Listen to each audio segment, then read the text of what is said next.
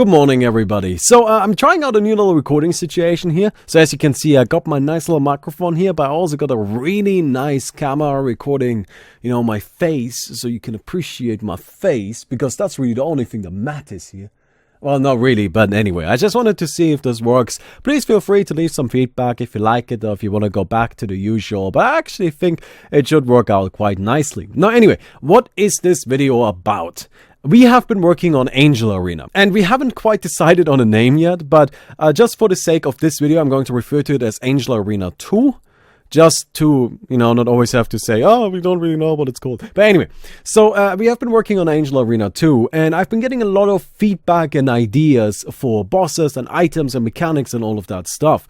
Now, a lot of the ideas, admittedly, aren't very good. So I thought I would make some development blogs for you, where I explain my design philosophies and tell you what I am looking for in bosses and items and all of that. And today's video is going to be about bosses. So let me go and explain to you my logic regarding bosses in Angel Arena and what I am going for. And then I'm going to show you the bosses that we are working on, that are already agreed upon, that these are going to go into the game, and kind of showcase how they fulfill these criteria. Alright, so let's get into it. Dota as a game doesn't really give us a lot of control over our character, which is a little bit of a problem. So think about other games where you fight bosses, right? Think about any action RPG. Think about Dark Souls specifically, because Dark Souls is actually great for this. Think about The Legend of Zelda. Think about any game that really gives you a lot of boss fights that you're going through. Then you will actually notice one thing, and that is in all of those games, you have a lot more control over what you're doing than you do in Dota. Dota is a very complex game, but that complexity doesn't come in controlling your character. In fact, controlling your character in Dota is the easiest thing in the world. Compare Dota to a game like Co-op. And yes, I know I'm really going to an extreme there, but Co-op is a game where you're just trying to walk forward and it's fucking impossible, right? It's just dumb. But while it is impossible to walk forward, you do have a lot of control over your character, which is actually kind of neat. That allows you as the player basically complete freedom to do whatever you want. So Co-op, of course, is a little bit of a silly example. So let's go to something a little bit more realistic. Let's talk about Dark Souls. Now, I love Dark Souls. I've played all of them except for Bloodborne because I'm not a fucking peasant.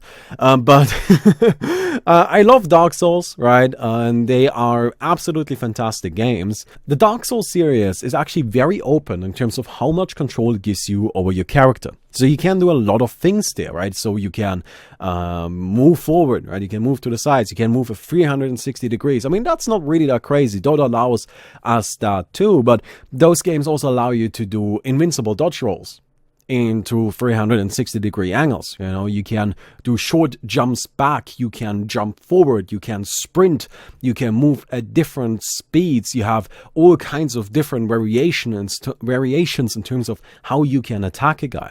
If I'm playing Ursa, and if I want to hit a guy, I don't get the option between, okay, I'm going to do a light swing and then a heavy swing and then I'm going to do another light swing.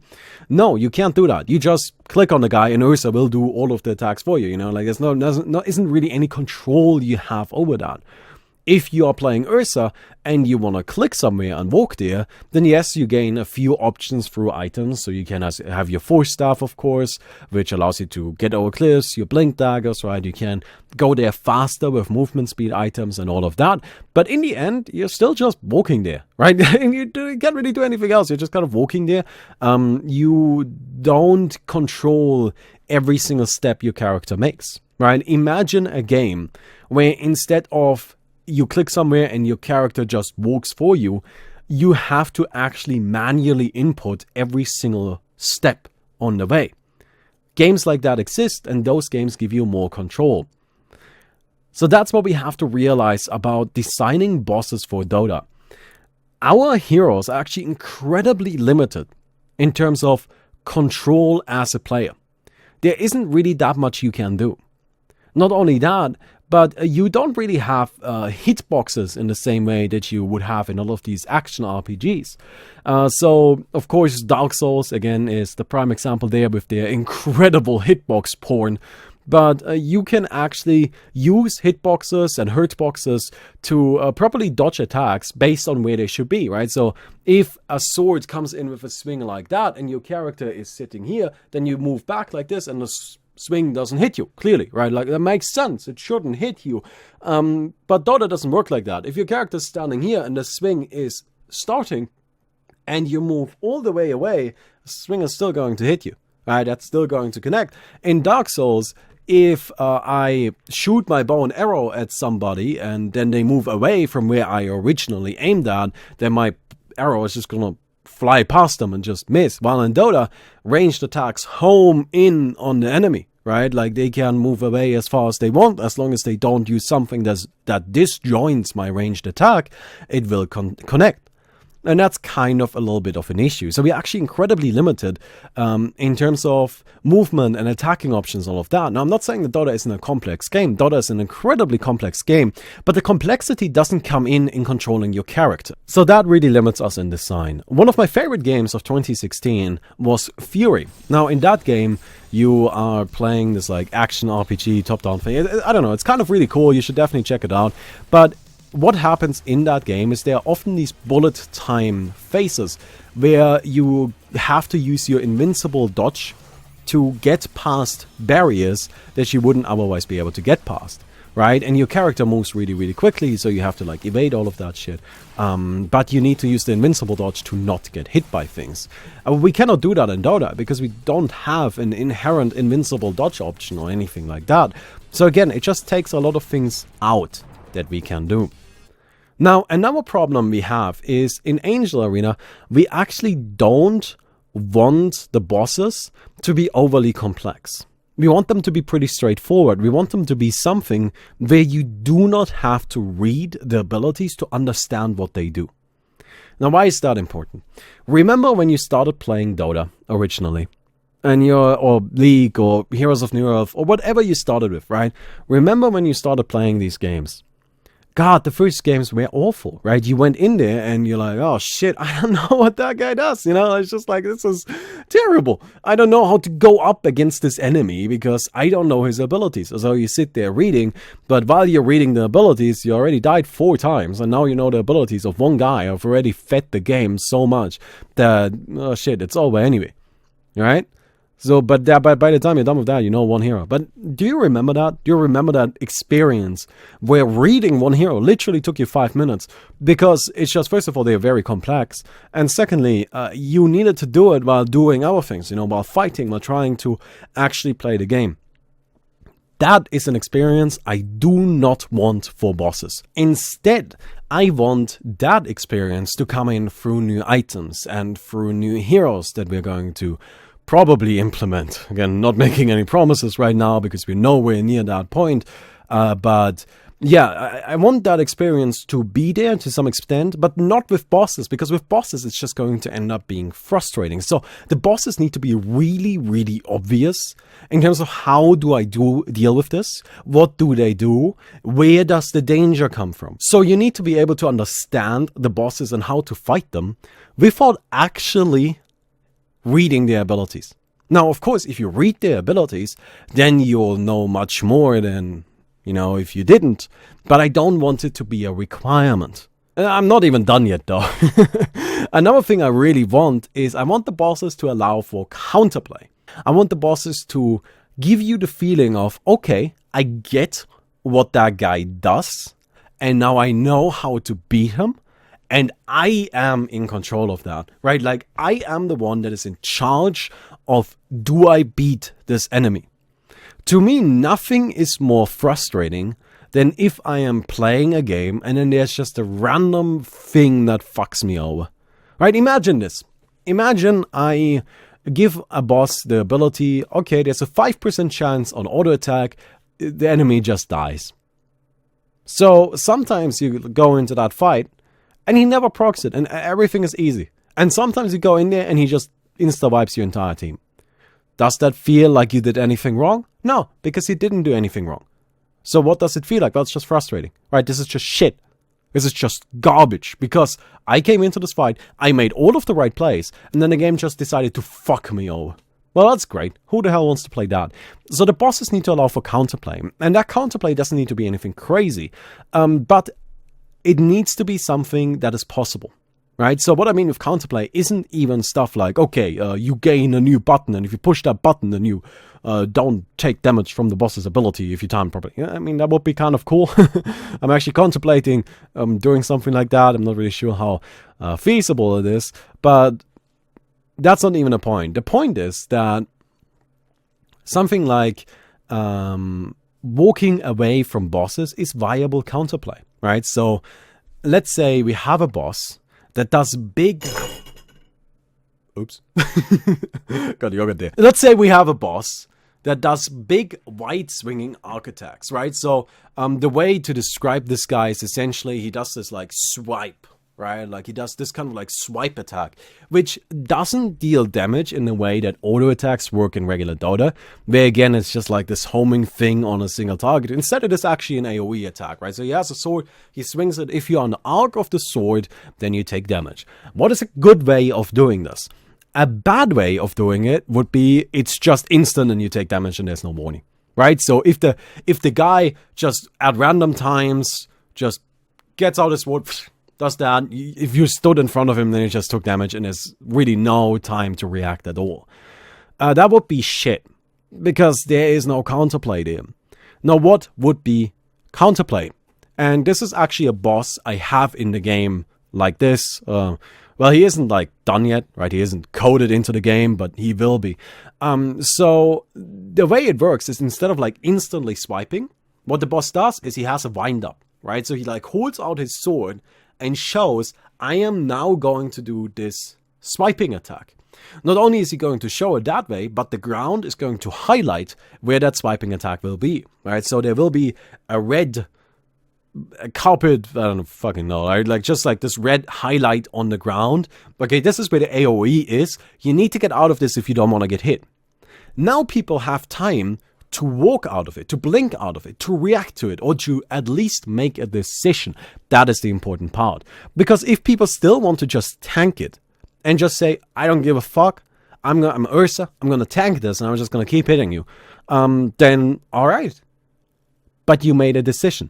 And that is the counterplay. You made the decision to say, I can take this hit, so I will simply tank it and then continue fighting you. Or if there's like a Lina in the radius, then the Lina is going to say, okay, I know this is coming. I know I have enough time to react to get out of it. So I will choose to leave the area, sacrifice attacking time, and just not get hit, and then go back in and start hitting him again. Again, counterplay, an option. Players have to make decisions. And that, to me, is what I'm looking for. Another important rule regarding bosses in Angel Arena is you need to keep time restraints in mind. These bosses cannot be super long. A boss fight should never take longer than 2 minutes if you are at the appropriate power level to kill that boss.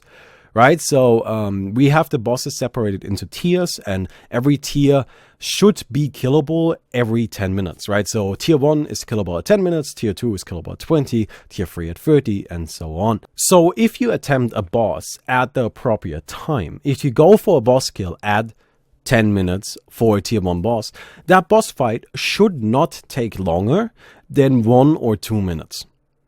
Because you just simply do not have enough time to complete a boss fight if it, I don't know, lasts 5 minutes, right? That's a huge sacrifice you're making then, right? Because you're giving up farming time. You're giving up killing time. You might not be able to do it because there's going to be duels that interrupt your boss attempt. Enemies will notice if you are too long. If you are away for too long, they will just be able to tell, oh, clearly they're doing a boss because, well, they haven't been here for like 5 minutes, like, duh, right? So the bosses cannot take too long to kill. And that's another important thing to keep in mind, although that is also something that can just be fixed by balance, right? So in terms of design, it's something you should keep in the like in the back of your head. You should be aware of it, but I don't think it's something that should dictate the entire design progress, right? So just keep that in mind, though. It is kind of important. Before we do that, though, I want to quickly talk about how you can create a boss. And then after we are done with that, I'll kind of explain to you how I go about creating my bosses, and then hopefully you can join our GitHub, which a link to that is down below. Post your suggestions there and contribute to the project. Again, Angel Arena 2 is an open source project, so anybody can join if you want to. Let me tell you about slime. Now, what is slime? This is a very classical enemy that I'm sure all of you have seen in various games. It's really nothing special, but I think it works well for Angel Arena 2. The way this enemy works is it's just a big body, or it's just like a big slime thing, and it jumps into the air and it comes crashing down. While it's in the air, it has this shadow underneath it, and you know where it's going to land. And if it once it lands there, then any enemy below it takes damage, and we're going to have it so that it pushes people away if they get hit, since that way you like aren't underneath the slime. We don't have to answer such questions as what happens if you get stuck under the slime, right? So right, so it's just going to push people away and deal a lot of damage. Cool, makes sense, right? You have counterplay, because the slime is up in the air. Okay, we know where it's going to land because there's the fucking shadow. So let's just make sure we don't get hit by that. It works with Dota's systems because you just need very simple basic movement mechanics for evasion there, which is nice because Dota offers those. And yeah, just kind of cool. All right, we managed to escape that slime. Now, if you get the slime down to 0 HP, right, so you kill it, what happens instead of killing it, like it starts shaking angrily and splits up into 2 slimes. Now you have to do the same thing again. And the 2 slimes, they are smaller, they have less HP, but not like only 50%, right, like 75% each, something like that. But the 2 slimes now do the same thing, but now you have to deal with 2, and if you kill one of them again, they again split up. Up to a maximum, like the most slimes you can have on the map at any point is 8, right, if you do the worst way of killing these. But yeah, pretty straightforward, right? I'm sure you all have seen it in Legend of Zelda or some shit like that before, but it works in Dota, so why not put that into Angel Arena 2? Let's go and talk about something that, again, I'm sure a lot of you are familiar with, which is a boss that I currently refer to as Charger. It's pretty straightforward. The boss has the ability to charge forward, right? Now, he also has regular attacks and like slowly walks around, like hits people, but it's not really his main form of combat. His main form of combat is selecting a path, selecting an enemy, and then charging down that enemy. And there is going to be these pillars in the arena. Now, if you can manage to make the boss charge into one of the pillars, then he gets stunned, he loses his armor, which he usually has... which usually he has high armor values, but if he charges into one of those pillars, he loses those armor values, he gets stunned, and that's when you want to go in and beat him up. Again, it makes sense with Dota systems. You don't really have to have crazy amount of damage. You just gotta have basic movement, and then you gotta like outplay him by baiting him into those pillars. Pretty straightforward, right? Nothing crazy there. An important thing to keep in mind about both of those bosses, you don't actually have to explain anything, do you? Right? You see the charging enemy and charging at you, and you see the pillars. Everybody will immediately understand that, all right, we gotta bait him into the pillars. Cool, sick. We don't need to read anything, right? Makes sense. The slime, fucking obvious, right? You just hit the guy, I mean, and you dodge the thing while it's in the air. Like, if there's a shadow and you get hit by it, that's really on you, right? We have the swiping enemy in the game. I already explained why you know what he's going to do without having to think much. We have the Archangel, the Honorable Angel, which is an enemy we're going to put in. What he does is he has this... he has this attitude of, well, I always want to one-on-one you. So he will have these pushing effects, like these voice staff effects that pushes enemies away as to try to approach him apart from the enemy he has selected. But you can interrupt that. Like, it's essentially like a channel that doesn't require him to stop doing everything else, but you need to interrupt it with a stun. But we're going to have like visual effects for that. But again, we're not really something that requires a lot of explanation, right? Like, you're like, okay, well, he clearly only wants to fight that guy. We can show that with audio cues. We can show that with visual cues. But we do not require you to read the text of the abilities to understand what the enemy is doing. Now, let me go and tell you about one of my favorite bosses we came up with so far, which is actually also one of the most recent ones, which is currently just called Mirror. The way this guy works is he's going to have the entire arena around him with coated with this mirror effect. And what the mirror effect does is it reflects projectiles, right? So hopefully even your projectile. So if you want to cast like a dragon slave against it, it's going to bounce away just like a mirror would, right? So if you have it like this, it comes in like so, and then it bounces away like so, right? It doesn't go back this way, instead it goes like so. Makes sense, pretty straightforward. And the abilities this guy's going to have is he's going to have some regular attacks, but they aren't very powerful. That's not really his main thing. An important thing to keep in mind about him is he will always be like floating around in constant movement, which just forces you to like always follow him around. This doesn't mean that he's very fast. Like maybe his constant movement is like 250 movement speed or something like that, right? So it's not like he is running away and you cannot keep up. Maybe only 200, but he is always moving, and you will always have to move your party, and you always have to relocate the fight. And then, as you continue fighting him, he starts throwing out these orbs. So phase 1, what he does is he throws out these big orbs. And what they do is they just like start bouncing around the arena. If they hit somebody, they take damage, but the orb doesn't disappear. This is very obvious, right? The boss just threw out an orb and it's bouncing off the mirrors and it just doesn't disappear. Well, we clearly don't want to get hit by it. And somebody will get hit by it at one point. And again, it's very obvious what the boss does there. Right? It's not really, you don't really have to ask a question there. As soon as you see it the first time, it will be clear. Then what he does is he shoots this like Kamehameha style laser in his second phase. What he does there is, again, he shoots it against the mirror and it bounces around the arena. We're hoping to implement a little mechanic trick that you, if you manage to bait him into shooting himself with the laser, because again, it bounces off the mirror, then he's going to deal a lot of damage to himself and like get stunned.